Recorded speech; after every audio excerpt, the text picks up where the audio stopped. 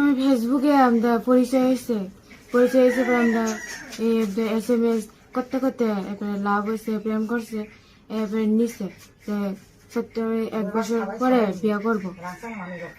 বিয়ে করছে পরে আমার নিচে সন্নিতলা শাশুড়ির কাছে রাখছে পরে যেদিন বৈশাখ মাসে বিয়ে হইব সেদিন আমদানি নিছে। বিয়ে হয়েছে পরে 1 বছর হয়েছে। 1 বছরের পরে এরপরে মারধর করে, মায়ের লগে প্রেম করে আর আমার বাড়িতে মারে। এবার আমার জিনিসপত্র আমি বাদ যেতে আমার বার করে দিছে। 1 মাসে বাচ্চা লয়ে আমার বাদ পাঠিয়ে দিছে। কি কারোর সাথে প্রেম আসলো? মায়ের নাম হচ্ছে অনুশ্রী পাল। হের লগে প্রেম করে। আগে আবিয়াতা মায়ের লগে প্রেম করে। বেরিয়ে গেছে গা কলকাতা। তোমার বিয়ের পর কি সব কাজ জড়িত আসলে? বিয়ের আগে ও এমন তোর বিয়ের পরও করছে মন? বিয়ের পরে এমন তো করছে।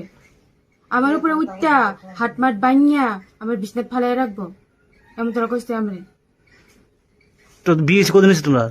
বিয়ে 1 বছর হয়েছে। এখন কি কই আছে? নিখোঁজ। মায়ের বাগে গেছে গা। হে দিদি শাশুড়ি হেরাতে হাসালা বাইতে আনছে। মায়ের বাইক লয়ে আনছে। এরপরে তেল বিশাল গড় নিছে। দিদি মা জানে। এখন কই আছে বলতে পারবা? না জানি না কয়েছে। নিখোঁজ খোঁজ খবর লাগে আমি খবর তো জানাইতেছি সবাই পাইলে হেরা দয়রা আনতে থানা। তোমার ছেলে না মেয়ে? ছেলে।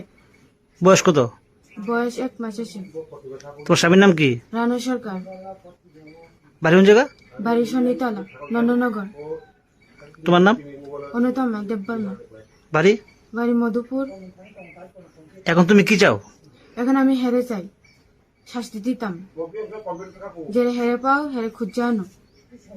সারা জীবন লেগে আমি হেরে জেলে রাখাম। যেও তোমার সাথে প্রতারণা করছে নাকি? প্রতারণা করছে। আমার বিয়ে কইরা অনেক মায়ের লোক গেছে গা। আমি এই মায়ের শাস্তি দিতাম সবার পরিবারে। এখন তুমি কোথায় আছো? বাবার বাড়ি।